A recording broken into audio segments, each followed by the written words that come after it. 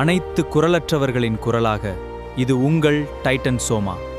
வீடியோக்குள் போலாமா? Hi, hello, வணக்கம். நான் உங்கள் டைட்டன் சோமா. அண்டு எஸ் டைட்டன்ஸ், ஒரு முக்கியமான வாட்டர் இஷ்யூ, 2 ஸ்டேட்டுக்கு நடுவில் இருக்கிற வாட்டர் இஷ்யூ பற்றி தான் நம்ம இந்த வீடியோவில் பார்க்க போகிறோம்.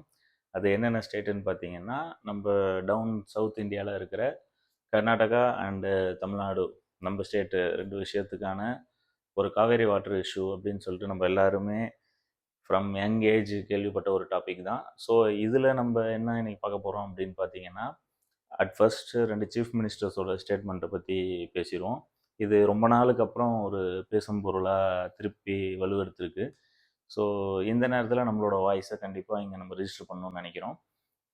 ஃபஸ்ட்டு பார்த்தீங்கன்னா, Tamil Nadu chief minister mister Vijay அவர்கள் என்ன சொல்லியிருக்காங்க அப்படின்னு பார்த்தீங்கன்னா, இந்த காவேரி இஷ்யூ வந்து மேகதாதுன்னு ஒரு டேம் கட்டுறதுனால சில பிரச்சனைகள் நடக்குது. சில பிரச்சனைகள் தமிழ்நாட்டுக்கு வரணும். அதனால் ஸோ இதை வந்து நம்ம முன்னாடியே தடுத்து நிறுத்தணும் அப்படின்னு சொன்னால், நம்ம போய் கர்நாடகாவோட சீஃப் மினிஸ்டர்கிட்ட பேசலாம் அப்படின்னு அவர் ஒரு நல்ல இனிஷியேட்டிவ். என்னை பொறுத்த வரைக்கும் அது சீரியஸாகவே நல்ல இனிஷியேட்டிவ் தான். ஏன்னா இங்கே உட்காந்துக்கிட்டு அறிக்கை விட்டுக்கிட்டு, இங்கே உட்காந்துக்கிட்டு ஏதோ ஒரு 30-40 வருஷம் அரசியலாக பண்ணிகிட்டு இருக்கிறதுக்கு, எப்படி எம்ஜிஆர் ஒரு டைமில் அந்த சீஃப் மினிஸ்டர் போய் பார்த்து டைரெக்டாக அதுக்கு ஒரு முடிவு எடுத்தாரோ, அந்த மாதிரியே வந்து இப்போ சிஎம் விஜய் அவர்கள் எடுத்திருக்க முடிவை நான் கண்டிப்பாக வரவேற்கிறேன்.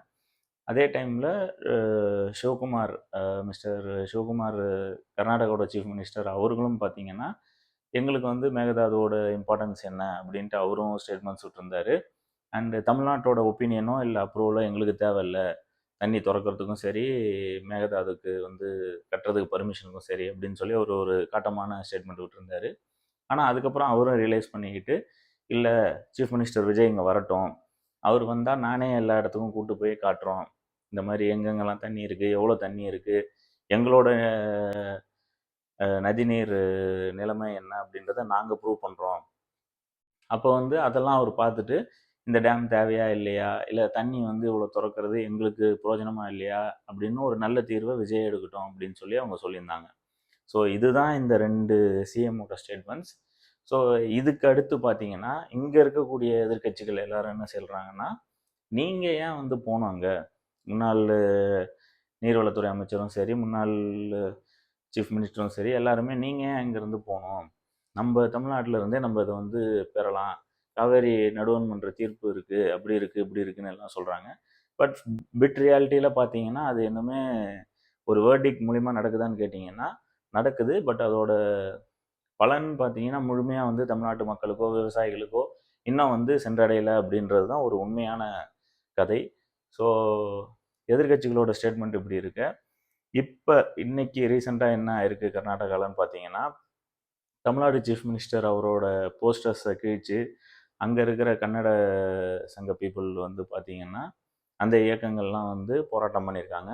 ஸோ ஜனநாயகன் படத்தை அங்கே ஸ்க்ரீன் பண்ண விடாமல் தடுத்துருக்காங்க. ஆல்ரெடி ஓடிட்டு இருக்க படம் அது. ஸோ இப்படி வந்து அவங்க திருப்பி ஸ்டார்ட் பண்ணியிருக்காங்க. ஏன் ஒரு நாடுன்றது கங்கா, காவேரி, யமுனா, நர்மதா இப்படி பல நதிகள் ஓடுற ஒரு நாடு நம்ம இந்திய நாடு. இதில் உங்களுக்கே கிட்டத்தட்ட பக்கத்து ஸ்டேட்லேருந்து மேல் ஸ்டேட்லேருந்து கங்காவும் யமுனாவும் நினைக்கிறேன் கலந்து தான் உங்களுக்கும் தண்ணி கிடைக்குது. ஸோ அப்படி இருக்கும்போது ஏன் தமிழ்நாட்டுக்கு மட்டும் காவேரி தரத்தில் இவ்வளோ பிரச்சனைன்னு எனக்கு தெரியல. அப்படி காவேரி தரத்தில் பிரச்சனைனா உடனே நீங்கள் ஏன் வந்து தமிழ்நாட்டுக்கு தப்பில் உங்கள் ஊரில், உங்கள் ஸ்டேட்டில் உங்களோட சொத்துக்களையும் உங்களோட மக்கள் வரி பணத்தில் கட்டப்படுற விஷயங்களையும் கட்டமைப்புகளையும் ஏன் போட்டு உடைச்சி அதை நிறுத்தி அதை பிரச்சனை பண்ணுறீங்கன்னு எனக்கு தெரியல. இது நல்லதும் இல்லை.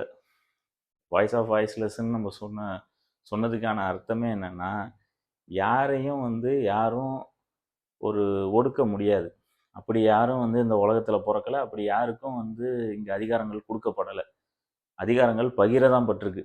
ஸோ அதனால் 2 முதலமைச்சர்கள் பேசும் வரைக்கும் இந்த 2 ஸ்டேட்டுக்காரங்களுமே, விச் மீன்ஸ் இங்கேயும் இதை நெகட்டிவாக பார்க்குறவங்க, அங்கேயும் அதை நெகட்டிவாக பார்க்குறவங்க, கொஞ்சம் கம்முன்னு இருந்து 2 சீஃப் மினிஸ்டர்ஸுக்கும் ஆதரவு தரணுன்றது தான் என்னோட தாழ்மையான வேண்டுகோள்.